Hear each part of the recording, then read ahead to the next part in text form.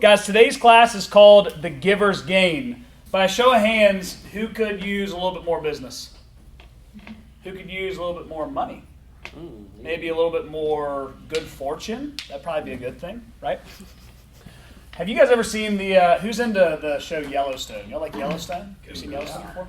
There's the scene, I can't remember what season it is. It's in the later season, season 3 or season 4, and John Dutton's got like his younger girlfriend that comes and stays with him for a little bit. Her name is Summer.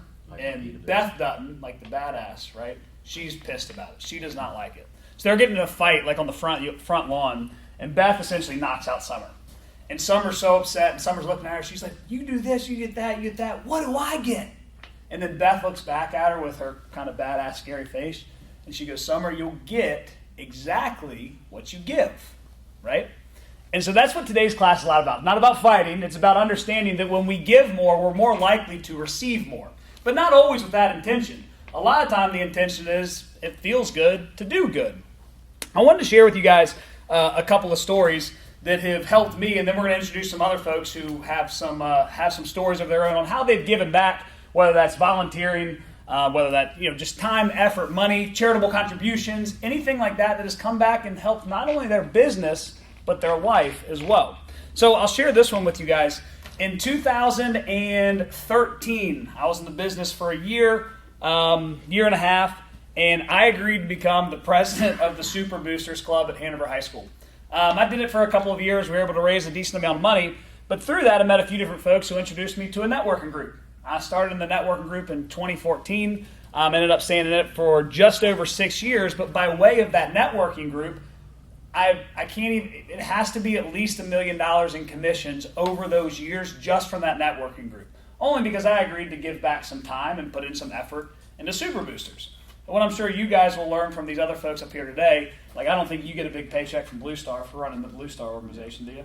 Yeah, you don't get paid for a lot of the stuff that you give back to, right? And so you'll learn over time, guys, that the more you give, the more likely you are to receive. For those of you who don't know me, and for those of you that do, you know that I'm a massive Brian Buffini fan. Buffini's like my guy. My coach in 2018, we do a lot of tracking lead generation activities, calls, notes, pop buys, etc. He said, Ben, you've got all the tracking stuff down. Like I'm a very analytical person. He's like, you've got all that stuff down, but I just want you to focus on one lead generation activity you're going to track. He said, all I want you to track is the referrals that you give. It's pretty interesting. It's like, don't track the calls, don't track the notes, don't track the pop buys, don't track the referrals you receive. I want you to be solely focused on the referrals that you give and look at that as a lead gen activity. Through my networking group, through other connections and relationships that I had, in 2018, I dished out 291 referrals. That's just short of one referral given to somebody else per day. It's no surprise that to date, at that point in my career, that was my largest production year by far. Again, you're more likely to get what you give. All right. Has anybody here heard of an author named Bob Burg? Bob Burg. He wrote two of my favorite books by Bob Burg are The Go-Giver and The Art of Persuasion. You guys have probably heard of these books, right? In The Go-Giver, fantastic, easy, short read. In the back part of the book, there's a Q&A. And in the Q&A, one of the questions was like, where does money come into this? Like, I understand we should give, and that can help us out in a lot of ways, whether that is financially or emotionally, just personally, whatever it is. But where does money come in? How do we equate this to money? And his answer was very simple. He said, it was one sentence. He said, money is an echo of value, right? Money is an echo of value. The value that you give a lot of times is going to be your time and your effort. And a lot of times you'll find that you'll reap what you sow in that regard. The second note I want to make from Bob Burg is in his book, The Art of Persuasion. He said, people work with those that they know, they like, and they trust. Pretty simple, right? You're more likely to get referrals from people that know you, like you, and trust you. I think we'd all agree that you're more likely to get people to like you and to know you and to trust you when you're doing things that feel good, doing things that put you at your best. And so with that said, I want to introduce a few folks today who are going to share with you some stories of where they're at their best, giving back and how that maybe has helped their business and their life, and hopefully you guys can learn a little bit from them. So I appreciate you guys very much. We'll go kind of an ABC order, I guess. So Dean, you want to go first? That'd be fantastic. An ABC order. ABC order. All right. I guess I'm Anybody who knows me knows I can tell stories all day long, so we're not going to do that, tell too many stories. But I think, looking back when I was in college, the president at Hampton-Sydney was a guy named, we had several presidents when I was there, but while I was working there, a guy that I had taken he was one of the professors, and a guy that I just thought was an incredible leader and a role model for me was a guy named Samuel Vaughan Wilson.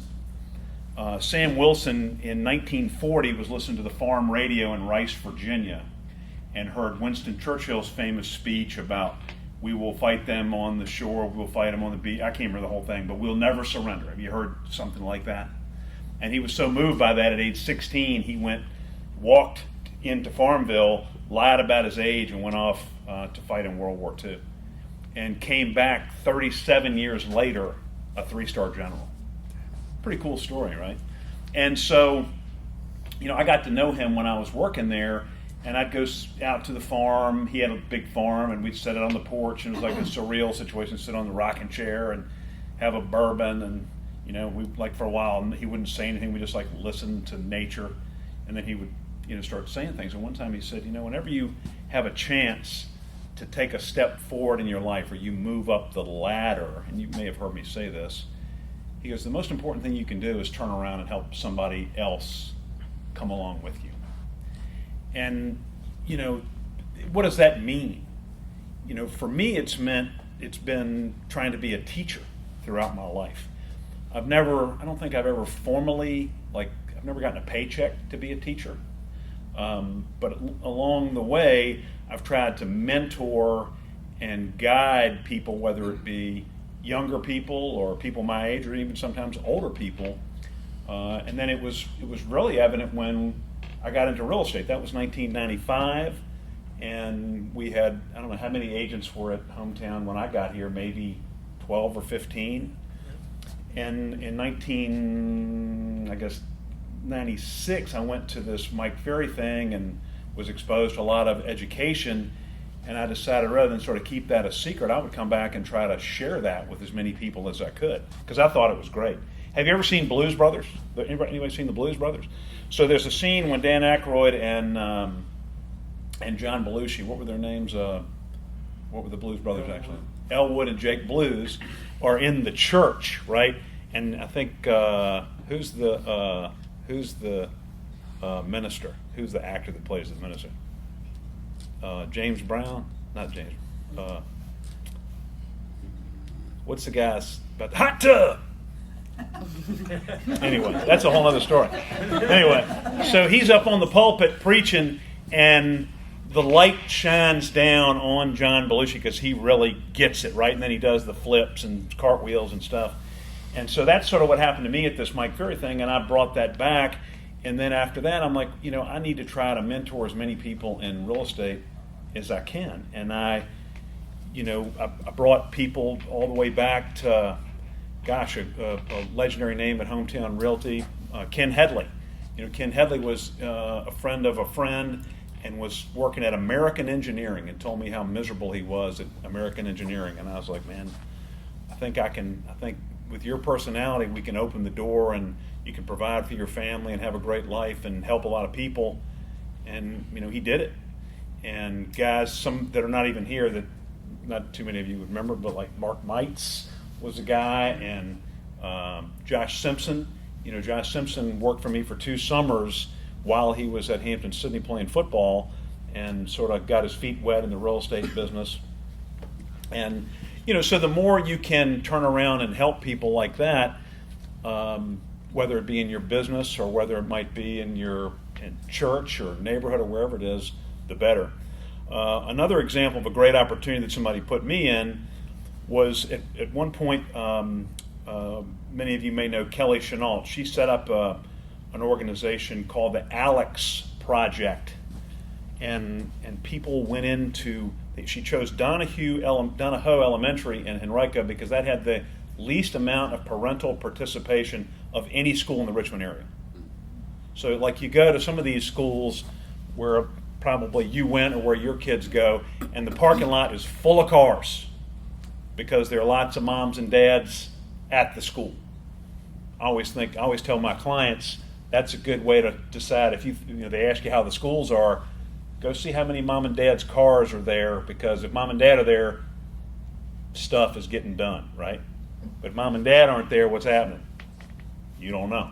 Anyway, so they had a parent or an adult, not necessarily a parent, an adult volunteer in every classroom at Donahoe Elementary every day. So it went from 0 to a ton. And you really realize when you do that, I don't know if I got a deal or anything off of that, but to me, that it really showed me how important it is to help young people. And it was crazy how, when I went into the classroom, it was like I was some kind of hero, And so, I've occasionally run into like these people. I'll be like walking at Dick's Sporting Goods or something, and like there was this goofy little kid named Gage who had these goofy blue glasses, and he was sort of chubby and whatever, and he was like this tall then, and he just loved me to death. And like 2 years ago, I was at Dick's Sporting Goods, and like this sort of chubby, awkward-looking dude with blue glasses that was like this tall came running up to me. He's like, "Mr. Cheatham!" Gave me a big hug. So you can make an impact in ways like that. Many of us at Hometown have done things like coaching football. If that's your thing and you can get out and help kids.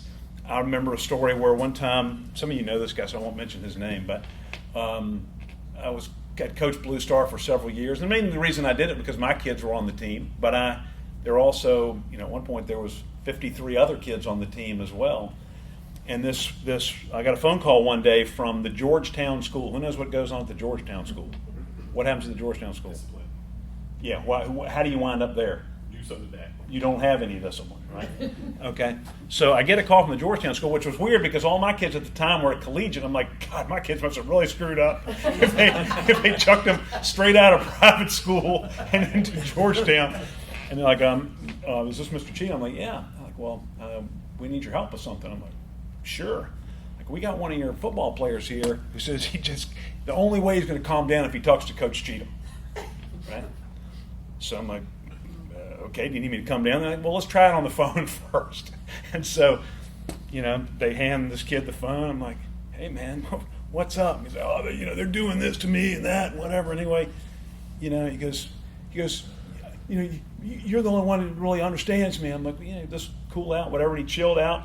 Actually, now this guy owns a very successful HVAC company in Hanover. Don't ask me how, but anyway, so in some little way, obviously, you can make an impact. If the kid's in some kind of school and whatever else, and he's going bananas, and the only person going to, how did that happen?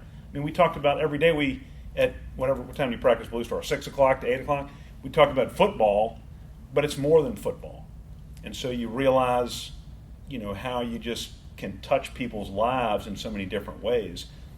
And you talk about the giver's gain. So I guess as realtors, we want to try to do things in some ways that are going to come back and help us with business. There's nothing wrong with that. But I think the big value is how much do you gain as a person yourself as you go down that path of helping other people? Like, how much development do you have? And then what does that do for you that enables you to turn around and help people even better? And that's the big lesson for me. So anyway, that's sort of my quick story on that, and we can answer questions or whatever when everybody's done. So Awesome. Thanks, Dean. Appreciate it, Dean. Coach Todd. I just thought I'd bring a little visual aid. Get me back in Let's go! Yeah. Champs at Blue Star. Speaking of Blue Star, Dean. Obviously Dean described it so well. So I'm not going to repeat a lot of the things that he said, or I'll try not to. But some of them are worth repeating a lot. But giver's gain, and you think about it relative to a class here at Hometown Realty, where we're trying to teach agents on how to prospect and how to do things right and making sure your contracts are good, and obviously all that has to do with business. Giver's gain doesn't necessarily come down to financial gain, and I think Dean touched on that in just a minute. So it's easy to be reflecting now on things that you've done as opposed to being right in it, kind of like some of you guys are right in it with coaching football and that sort of thing. But it's easy to reflect back and say, oh, there were so many more things that gained from that. And so, sure, sometimes it was real estate related and whatever, and you kind of, there was a thing that Mike Ferry used to say, stop being a secret agent. Make sure everybody knows you're an agent. Well, obviously, one thing we would do at Blue Star, we'd dress them up in little T-shirts and say Hometown Realty on the back of it as big as you could, until some of those parents got upset with that, even back then. But anyway, so obviously we did some promotional type stuff with it, but the gain really is internal. And reflecting back on it, it may have not been the reason that I got involved in it in the beginning.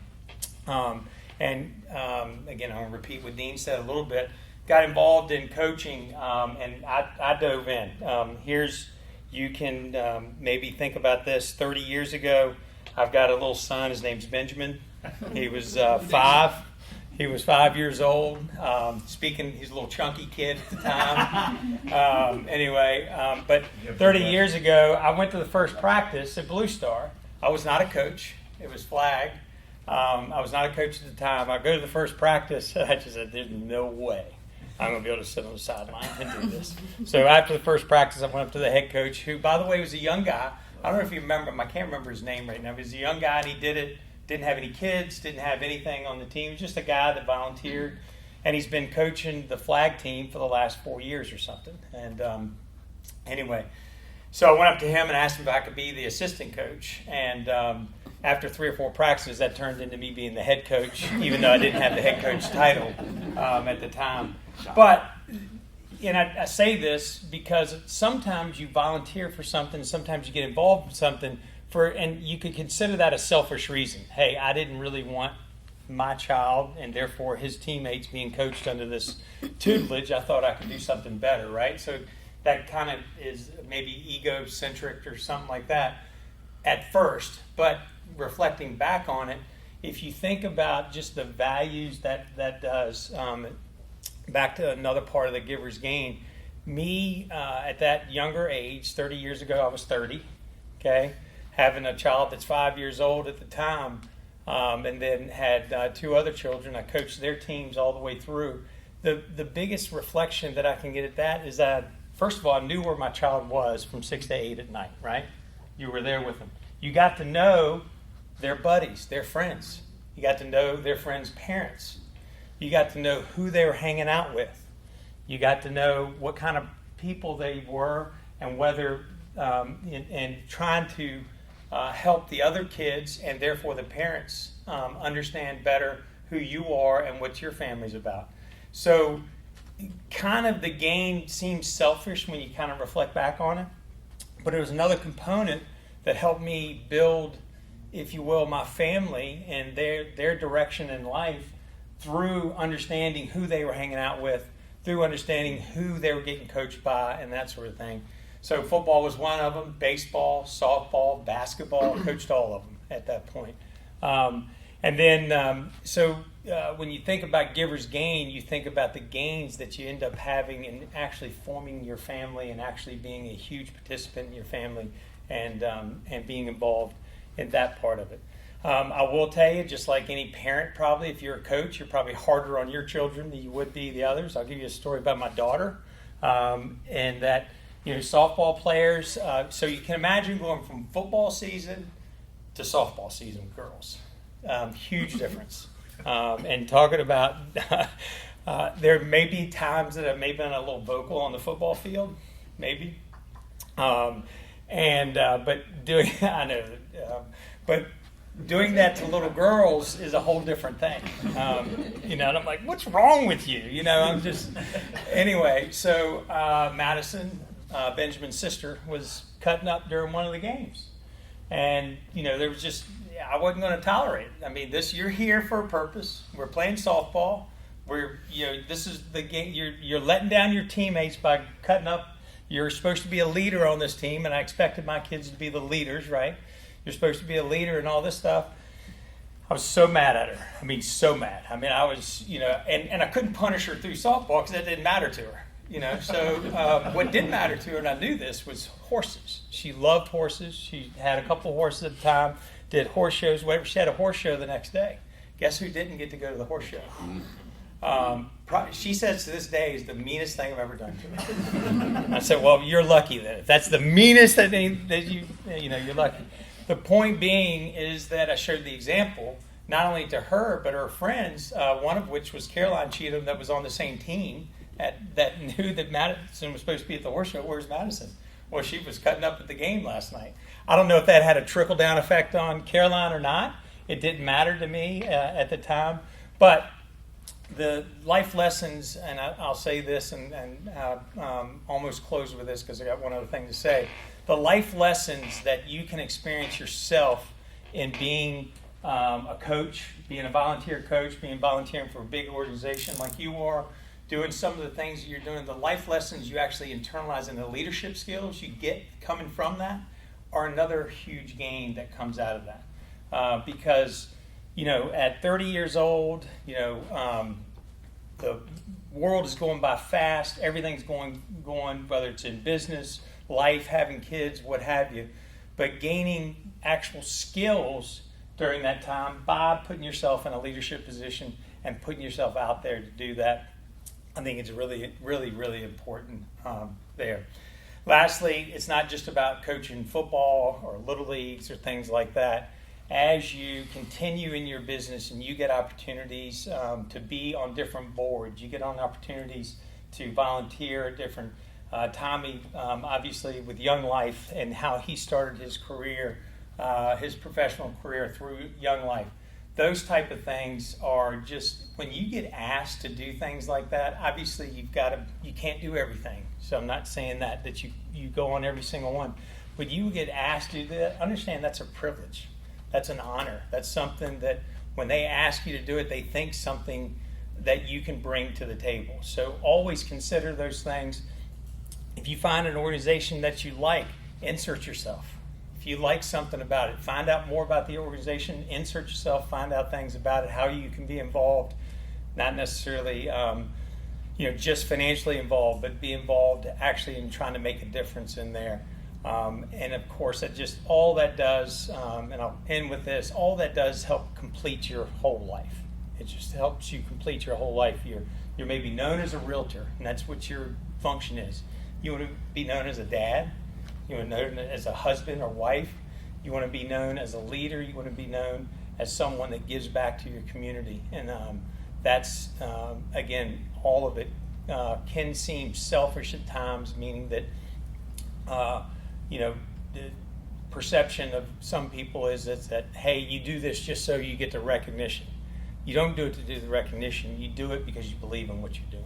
So, but thank you. I could talk about this for hours. So I appreciate it, and thanks for the opportunity. Oh, yeah. All right. Thank you.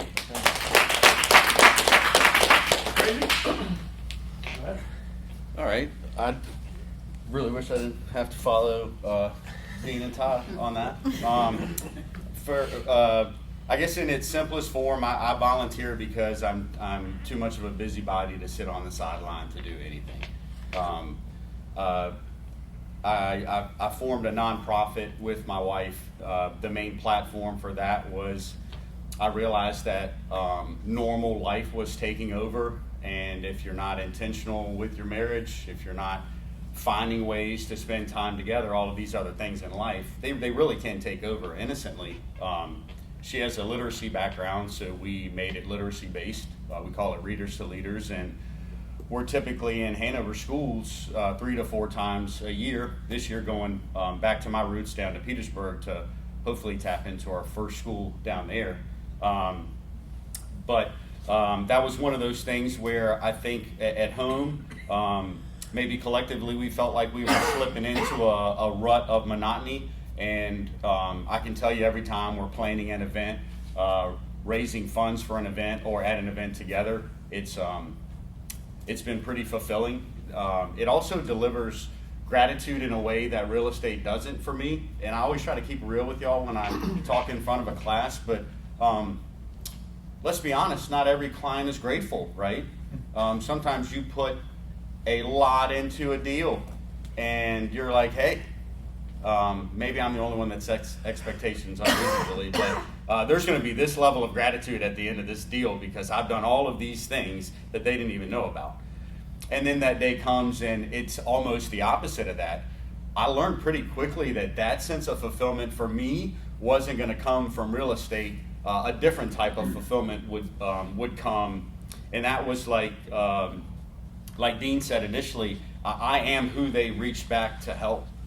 Like I 100% am, and my life would look drastically different if not for that, you know. But I think ultimately we all had help, but we don't necessarily all like to admit it. So what I've tried to do ever since I felt like my life took that positive turn is I've tried to reach back in every situation possible to do the same thing for others. My teammate Matt coached my youngest son in football. That's literally like how I met him, and now he's like a business partner.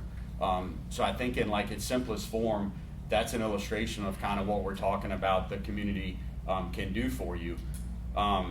I did not play a ton of sports, like the big sports, the baseball, the football, the basketball growing up.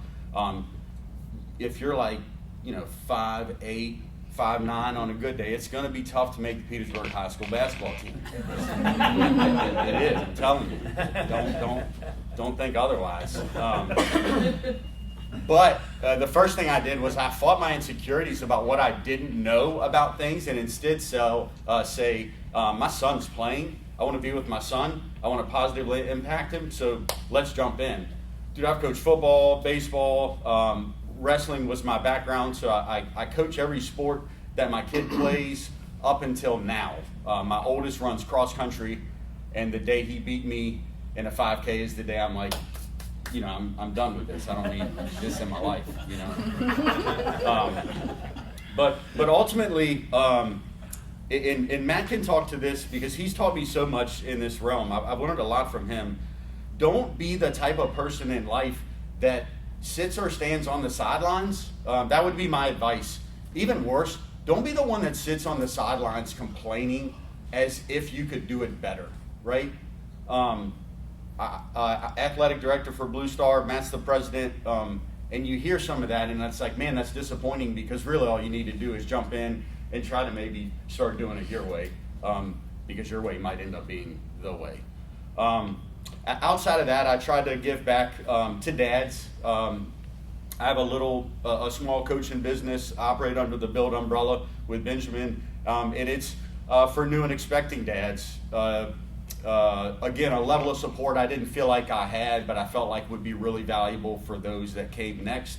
Guy's got a baby on the way. He's got somebody to talk to for the first 60, 90 days, maybe other than his dad. You know what I mean?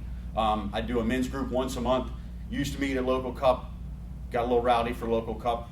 We meet at the Build office now where it's safer and more accepted. But I tell you all of this, and it might sound like just a hodgepodge of stuff, but it's led me to a full life, fully based on the priorities that I've set. And it's a grind sometimes. It is. Matt will tell you a lot more, but 9 o'clock is about when you get home. Like whether that's a real estate day at a ball field or something like that, and your day starts when it starts. So yeah, that can feel like a grind, but I tried to just step away from it and realize that life would be nothing like this if I didn't have guys like that who did it for me, and I'll be damned if I'm not going to pay that forward at the end of the day. Appreciate it. Thank you, Larry. The other Sanders bro? Let's go. I don't know how to follow that. I feel like you've set the wrong expectations, that I'm like some sort of super giver. I'm not. My name's Matt, by the way, for any of you that I haven't met. I'll level set on who I am really quick, and I'll tell you how kind of this all I'm going to make some connection stories that lead to giving. So my name's Matt. I went to Atlee High School. I'm 35, and I'm overweight. Nice to meet you guys. So, man, killing it. So what I'll say first is I'm not naturally a giver. I've never thought of myself as like a volunteer. I've never thought of myself as like philanthropic, any of those things. As a matter of fact, probably quite the opposite. Pretty self-centered, like in my younger years, really thought about me, what's my next career step, all those things. that all changed when I had kids. So I've got Graham, who's about to turn 10, fifth grader, just started school yesterday. And then my daughter Madison is 7 in second grade, and she's a handful, by the way. When you said Madison and attitude earlier, I was like, I need to catch up with you. But I didn't start out as like a giver. I still don't see myself that way today. But what I do prioritize and what I know about myself is I am a people person. Like, I love people. And that's been my passion my whole life, is connecting with, well, I'll say this. I love people. I love stories. I love people's stories. So like, there's probably a handful of people I can look at in this room and be like, when you first met me, what was it like? I was like, who are you? What do you do? Tell me everything about you. Like, I want to know everything about everybody all the time. And I'm the same way, in a self-centered way. I want to tell you everything about me to the point where you're like, please, God, get away from me. So the people part of me also naturally wants to make connections. I want to know who you know. I want you to know who I know. I just want to build a big circle. I want everybody to be happy. I think of my life as like one big block party. And when it comes to that, once I had kids, I was like, all right, well, how do I keep making connections? How do I meet more people? How do I build a circle around my kids? My parents were not big volunteer people. Todd was my coach, actually, when I played football growing up. Ben was the second best offensive lineman on our football team growing up until I moved away. You're lucky I moved. But anyway, I thought, well, we can dispute that later. So anyway, when it came to having kids, I was trying to think, like, how can I surround with a circle and make as many connections as I possibly can? Well, luckily, my oldest was into sports. I was like, okay, well, let's go that route. And I had heard the horror stories of daddy ball. You guys know what daddy ball is? Daddy ball, right? Oh, coach's kid gets all the glory. No, I'm just kidding. But coach's kid gets all the glory. The coaches are the ones who kind of pick who plays where. And I was like, well, I know I'm a hard ass as a dad, so I can be a hard ass as a coach and just make sure it's fair. That was my only intent. And I had a good friend that was the head coach on the team. So I got into that, and that has swirled into a bunch of different connections. I'm not going to share a bunch about Blue Star because I think we've killed the Blue Star mojo because there's so many stories in this room. What I do want to tell you is a few examples that are literally in this room of how connections work and how that giving can really take shape in terms of like lifelong relationships. So one, what brought me to Hometown Realty, and not to Long and Foster, Real Brokerage, anything else, is this guy right here and that guy right there.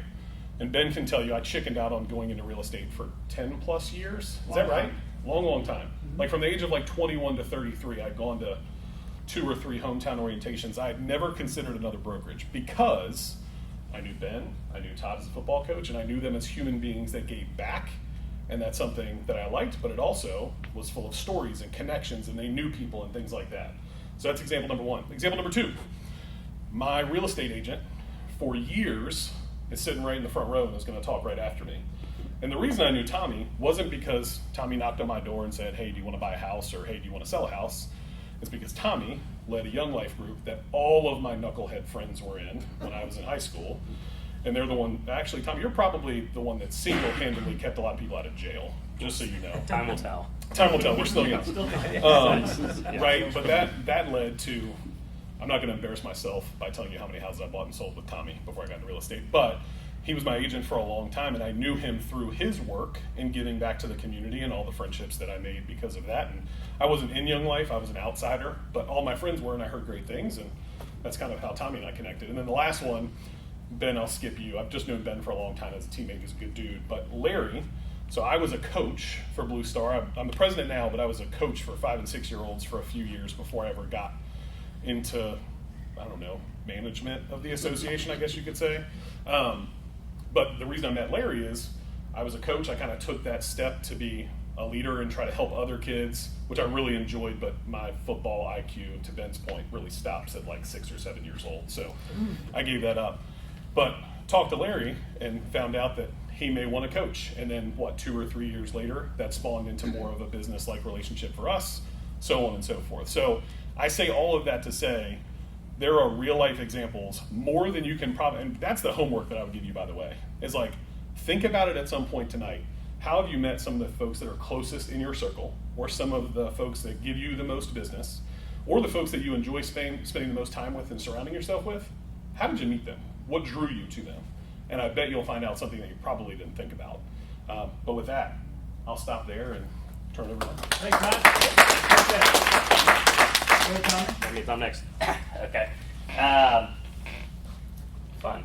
So the way I was thinking about it is coming into this class was, in essence, how I spend all my time that's like not real estate, right? Because in essence, anything that's not directly real estate, we're volunteering, like we're giving away our time. So, but the way that I was also thinking about that is like there's several things that I do and spend my time on, and it kind of comes in a couple of different buckets. One is stuff that I do just because I like it and I enjoy it and I find purpose and meaning and value in it. Then no real estate connection at all. It's just this is who I am and these are my principles and my values. And there's some other stuff that is the opposite. It's like I'm doing this, I'm volunteering, and I'm spending time in here because I want to get business out of it eventually. So like we haven't really talked about networking groups like BNI and 212 and different things. I mean, really Givers Gain is BNI's motto. So so there's certain things that we'll do that it's like I'm doing this and I'm spending my time, I'm giving my time over to here because I'm giving potentially referrals, whatever it is, in hopes of I'm actually going to get some real estate business, from it. And then there's another little bucket for me, at least, that's like it's both I believe in it and it's important to me and I find value in it, and hey, maybe it brings me some real estate business. And so I'll start with the easiest one, thinking through BNI. I've been a part of BNI for quite a while. And really the real estate seat in like a networking group is one of the hardest seats and probably the least reciprocated seat.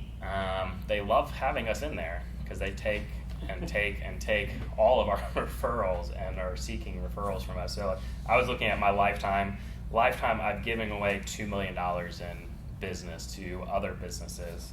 Lifetime I've received 516,000. So pretty disproportionate there. Another number is I've given out 973 referrals. I've received, and this has got to be make-believe, 141 referrals. I used to have folks in my group, like their referral was, hey, I saw this sign up in somebody's neighborhood. Great lead for you. Oh, wow, cool, I didn't, thanks, I think I've seen that one on MLS, but appreciate it. But my referrals are usually like legitimate, this person needs new carpet, go get them. So BNI is good, but then also too, one of the things that I have found true about myself in kind of most all settings is like if I'm gonna be a part of something, like I might as well lead it, like or I kind of rise to a leadership position a little bit kind of naturally. That's where I'm comfortable. But also, if you do take on these leadership positions, it just gives you more credibility and gives you more notice. And some of the things some other guys were telling me or sharing already reminds me of when I first sat down with Mike Chenault and said, hey, I'm thinking about getting into real estate. Why in the world should I get in real estate? Like, I would have to choose between 10 realtors right now if I were to list my house. And he's like, yeah, there's a stupid amount of realtors, but it all comes down to being the last person somebody talks to. And so as we think about all these different things that we can be involved in, I mean, really that at the end of the day, for us to potentially be successful in real estate, it's to have us be the last person that somebody talks to. And so if you just go home and sit in your room and play Fortnite all day, you're probably not gonna be the last person somebody talks to unless it's over on a headset or something with somebody else playing Fortnite. But if you're out and about and you're doing things in the community and you're giving back, and you're involved in networking groups or whatever, you have a much more likely statistical probability of being the last person somebody talks to. So that's kind of how I think about like BNI. There's some other things that most of these guys have hit it on. Like we just like it, we care about it, it's important to us. Maybe it's accomplishing important family values there as well. And so I volunteered in a bunch of different of those avenues. But another good example would be I would take cycle class all the time, and then I just became a cycle class teacher at the Y. Because I was like, well, shoot, if I'm there anyways, I might as well be the one who picks out the songs and like do it. And it was really weird for the Y because I'm also on the board for the Y. We're like, we can't pay you to be a cycle instructor because you're a volunteer, but we need you to be a cycle instructor. It's like, I don't care. Like, I don't need I don't even know how much they get paid. That's not a lot. I was like, I don't need to be paid to be a cycle instructor. I'll just do it. But then they sent me a W-9s, and I'm like, no, I'm actually was like getting charged for being a cycle instructor, basically. But anyways, I taught cycle class for a little bit, and at one point I looked around the room, and I had closed 7 deals just because of teaching cycle class.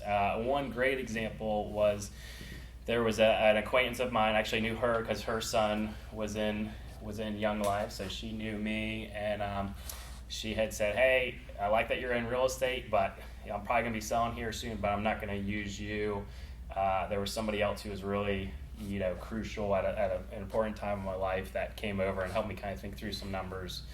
And if I do sell my house, I'm going to sell with him. Say, hey, that's great. He's a good real estate agent, sells a good amount in your neighborhood. That's great. Still went to cycle class, still did my thing. Probably like a year later, I mean, it's pretty long. She's like, hey, I think I'm ready to list my house, and I want to work with you. I never solicited it, never asked her about it, never even talked about real estate. I mean, we're doing cycle. We're not like saying, when do you plan on moving or anything. But she came to me. She said, hey, I like what, I've seen your advertising, your marketing, and I want to use you. I was like, all right, great. And so then that led to a couple deals and her son a deal and all that different stuff. But that was just something that I do and I like and did it. And so I think I kind of covered all my different categories. So not sure how we want That's awesome, to wrap it Thanks, up. man. But Appreciate yeah. Guys, y'all know the golden rule at Hometown is to treat others the way you want to be treated, and that, of course, looks a lot of different ways. Again, time, effort, money, all those types of things. Dad, could you share a little bit about, I know at RCI y'all have a lot of different ways to almost incentivize employees to give back, and you've done a lot of different projects for folks. Can you share some of that stuff? I think that'd be really interesting for folks to hear.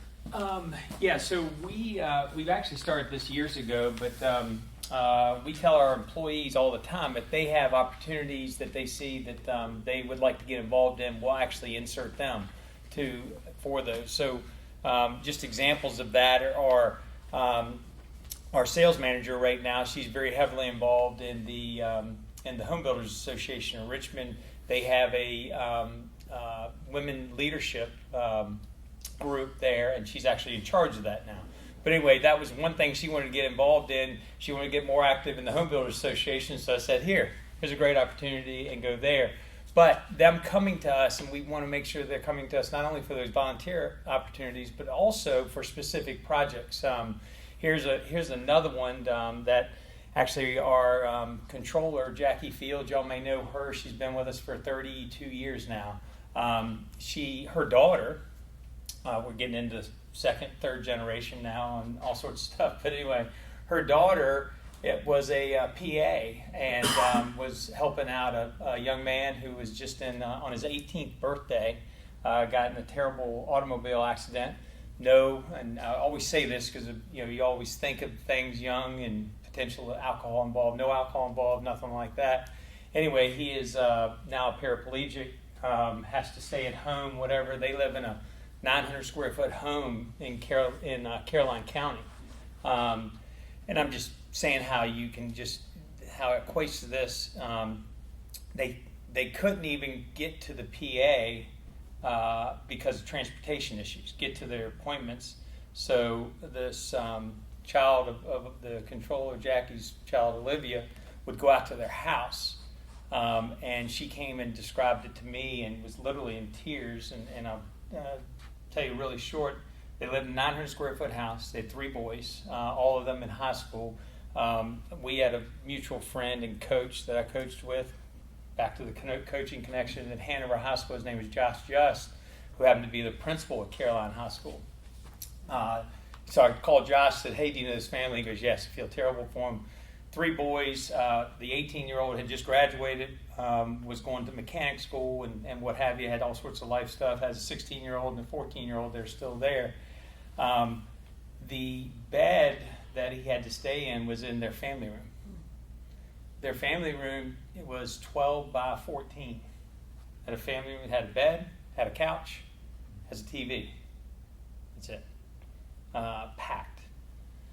1 bath in the house that was not operational. They had to go across the street. And it wasn't because the parents were working as hard as they could. They just didn't have higher paying jobs, what have you.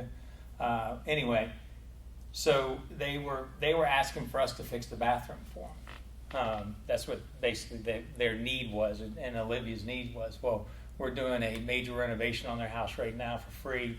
We're adding a whole wing for him, another bathroom, fixing their current bathroom. We've already done that.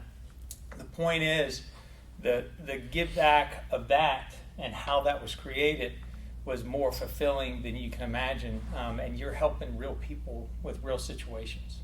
Now, there's a caveat to that. We've been 6 months getting the health permit to add another bedroom to their septic system. Whole nother story that I'm very frustrated about. But anyway, we're finally there, and we're getting ready to start that. But that's just another example. But we encourage our employees to bring projects like that to us, to do whatever. We're involved with the YMCA recently on doing a pavilion for them. They wanted us to see if we could donate the trusses or something. That's how the whole conversation started. We got with another guy in the community, Jeff Tunstall, who's a very philanthropic guy, and we built the whole pavilion for them and what have you. Now they can have their youth camp there, their summer youth camp. Not this year, it's going to be next year. Tommy's very familiar with it, but basically the summer youth camp, if you don't know anything about it, and the YMCA is one of the greatest organizations ever, but the youth camp itself, there are children, and I'm going to say children, they're in 3rd grade, 4th grade. During the summer, both parents work. They're literally sitting at home by themselves during the summer. This youth camp, the YMCA finds out through the school systems on who the needs are.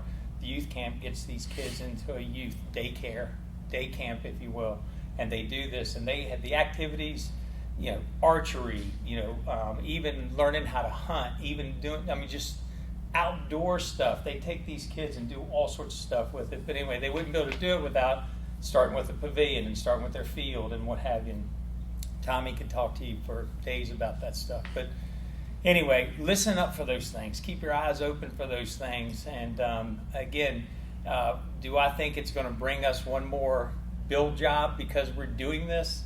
There's not going to be any signs on it. There's not going to be anything like that. No. But it's all part of what all these guys say is part of the fulfillment of your life. So anyway, but that's what we do with RCI. So, yeah. Guys, you probably heard this question a lot just in your own professional and personal growth and development. And I found the question quite annoying because I think a lot of times it's pretty obvious. But you hear the question, what's your why? Right? Usually, for me, it's like, well, I have a daughter and a son. Like, that's obviously my why, right? It's kind of an interesting question to think through. I think a better question to think through, you've heard this word thrown out a lot by a lot of folks so far, is instead, what fulfills you? What does fulfillment look like to you? And whatever that is, run through it like someone left the gate open. And a lot of times, you will get back from it. You'll get back from a business. I don't want to, of course you will, and that will happen, but it's so much more than that of all these guys have discussed. Are there any questions from anybody on anything that's been talked about today? All right, I appreciate y'all very much. Great job. Thank you.